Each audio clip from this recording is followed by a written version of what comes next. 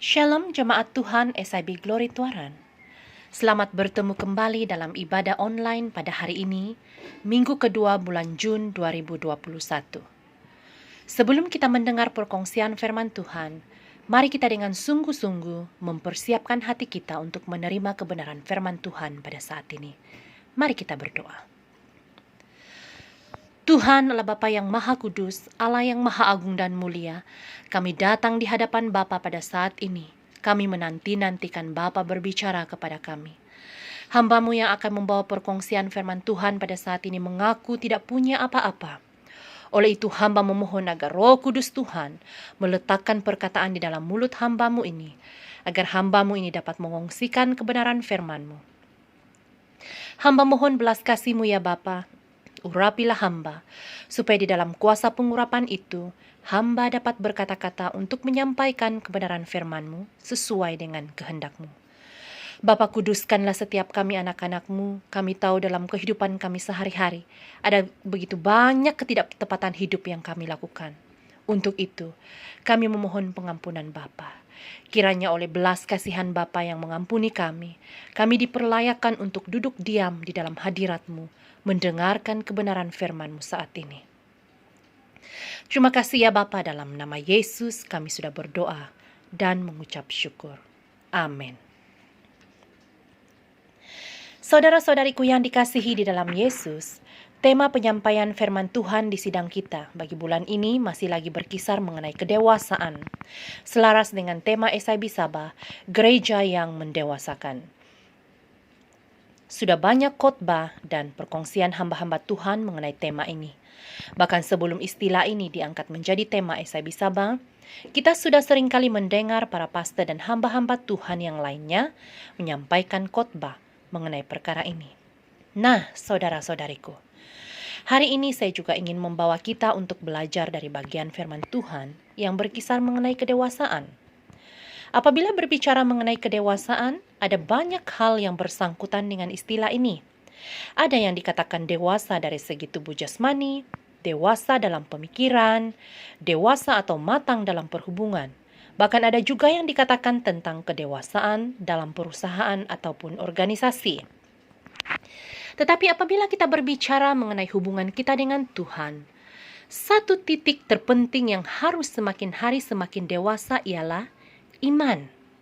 Ya saudara-saudariku, tema perkongsian firman Tuhan pada hari ini ialah kedewasaan iman. Mari kita membaca firman Tuhan yang terdapat di dalam Efesus 4 ayat 13 hingga ayat yang ke-15. Efesus 4 ayat 13 hingga ayat yang ke-15.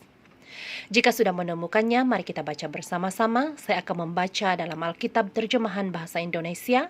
Firman Tuhan berbunyi demikian. Sampai kita semua telah mencapai kesatuan iman dan pengetahuan yang benar tentang anak Allah, kedewasaan penuh dan tingkat pertumbuhan yang sesuai dengan kepenuhan Kristus, sehingga kita bukan lagi anak-anak yang diombang-ambingkan oleh rupa-rupa angin pengajaran, oleh permainan palsu manusia dalam kelicikan mereka yang menyesatkan, tetapi dengan teguh berpegang kepada kebenaran di dalam kasih. Kita bertumbuh di dalam segala hal ke arah Dia, Kristus, yang adalah kepala. Saudara-saudariku yang dikasihi dalam Yesus, dengan berlalunya waktu, semua ciptaan di dalam dunia ini akan menjadi tua. Menjadi tua berarti kita menjadi lemah dan akhirnya akan berakhir dengan kematian. Pelbagai usaha dilakukan oleh manusia, para cendekiawan, para ilmuwan, dan para saintis untuk mencari formula bagi memperlahankan, bahkan kalau boleh, untuk menghentikan proses penuaan ini. Produk-produk kecantikan dan kosmetik semakin bertimbun-timbun di pasaran yang memberikan janji-janji manis kepada pengguna. Yang kononnya, produk tersebut akan meremajakan kulit ataupun menghilangkan kedutan dan sebagainya. Semua itu adalah usaha-usaha yang berterusan yang membuktikan kepada satu fakta yang nyata dan pasti, yaitu kita semakin hari semakin menjadi tua. Namun, menjadi dewasa itu ataupun mengalami proses kedewasaan itu adalah suatu hal yang jauh berbeza daripada proses penuaan. Waktu yang berlalu dan meningkatnya usia bukanlah jaminan bahwa seseorang itu semakin dewasa. Kita seringkali mendengar bahwa tua itu adalah pasti, tetapi menjadi dewasa itu adalah pilihan. Ini bermaksud kedewasaan itu bukanlah sesuatu yang otomatis terjadi dan bukan juga kita alami secara semula jadi. Kedewasaan itu adalah suatu yang diusahakan, yang merupakan pilihan dan berkait rapat dengan keputusan-keputusan yang kita ambil di dalam kehidupan kita. Untuk mengenali sama ada seseorang itu dewasa atau tidak bukanlah mudah. Kita harus mengenal pribadi seseorang itu dengan lebih dekat dan melihatnya daripada pelbagai aspek seperti karakter, cara berpikir, tingkah laku, dan sikap hatinya ketika meresponi sesuatu perkara. Saudara-saudariku, mari kita perhatikan apa saja ciri-ciri seseorang yang mempunyai iman yang dewasa ataupun kita katakan sebagai kedewasaan iman. Kedewasaan iman seseorang itu boleh dilihat dalam 4 kategori, yaitu yang pertama, berkaitan dengan hubungannya dengan Tuhan, yang kedua, hubungannya dengan orang lain, yang ketiga, hubungannya dengan persekitaran, dan yang keempat, berkaitan dengan cara bagaimana seseorang itu memandang dan menilai dirinya sendiri.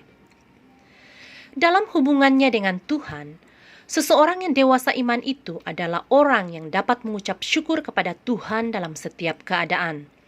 Taat kepada firman Allah, sentiasa siap dan bersedia memberi diri dalam pelayanan Tuhan, yakin kepada pertolongan, kuasa dan autoriti Allah, tahu membezakan ajaran yang benar dan tidak mudah terpengaruh dengan ajaran yang menyesatkan, serta teguh memegang janji-janji Allah. Seperti yang dikatakan oleh Rasul Paulus di dalam ayat pembacaan kita tadi, yaitu dalam Efesus 4 ayat yang ke-14, seseorang yang sudah mengalami kedewasaan iman tidak akan diombang-ambingkan oleh pengajaran dan kelicikan manusia yang menyesatkan. Dalam hubungannya dengan orang lain pula, seseorang yang dewasa iman dapat dilihat daripada sikapnya yang rendah hati dan berempati kepada orang lain.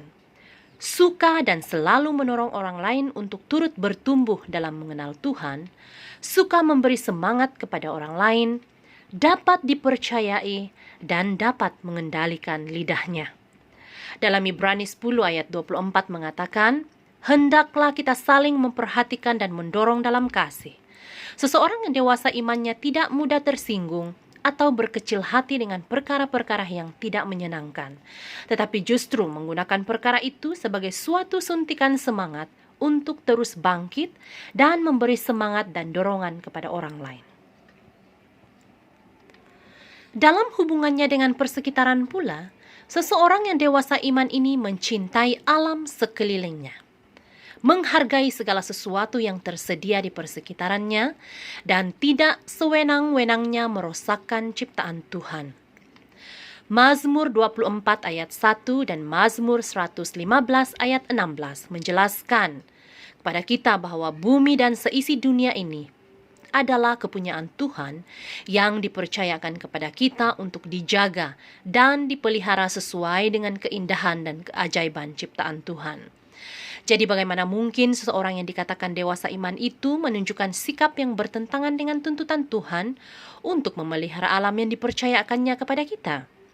Karakter ini kelihatannya tidak ada sangkut paut dengan iman dan kerohanian seseorang, tetapi dengan menunjukkan penghargaan terhadap alam ciptaan Tuhan, itu sudah menjadikan seseorang itu saksi Kristus, yaitu buah daripada iman yang dewasa di dalam Tuhan. Kategori yang terakhir adalah berkait rapat dengan cara bagaimana seseorang itu memandang dan menilai dirinya sendiri. Seseorang yang dewasa imannya akan mampu menerima keadaan dirinya seadanya dia dan sentiasa mensyukuri semua kelebihan, bahkan segala kekurangan yang ada padanya.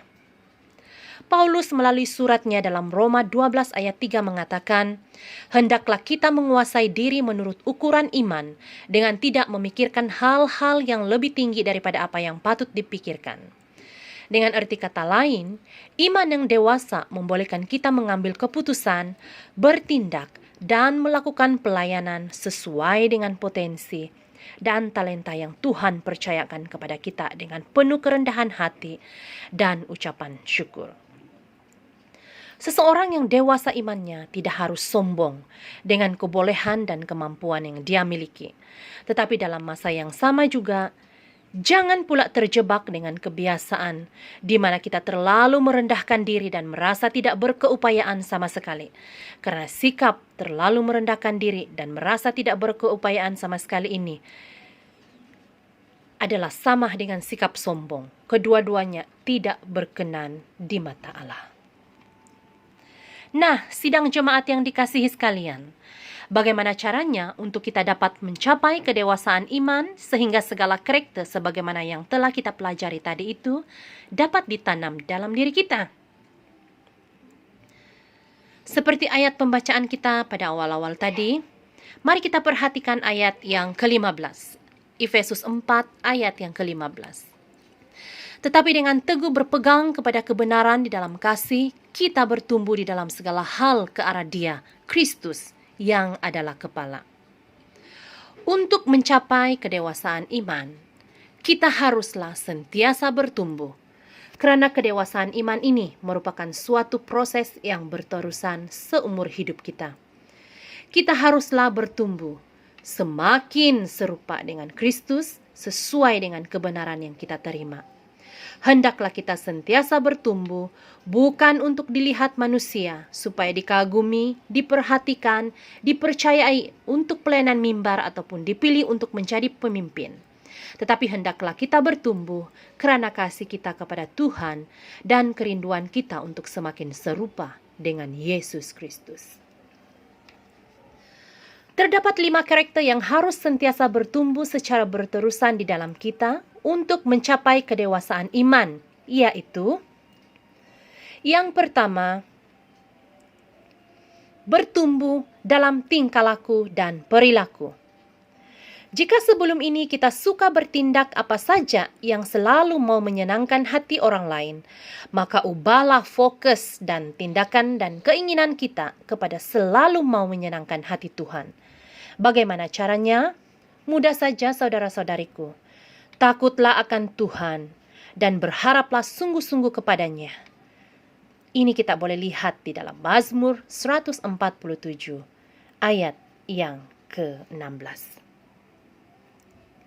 Apabila seluruh fokus dan keupayaan kita tertuju kepada pengharapan dan pengandalan penuh kepada Tuhan, maka bukan saja segala tingkah laku dan perilaku kita menyenangkan hati Tuhan, tetapi turut memberi impak kepada orang lain di sekeliling kita, sehingga kita tidak perlu bersusah payah lagi mau menyenangkan hati mereka. Karena secara otomatis mereka akan terpaut dan tertarik kepada karakter kita.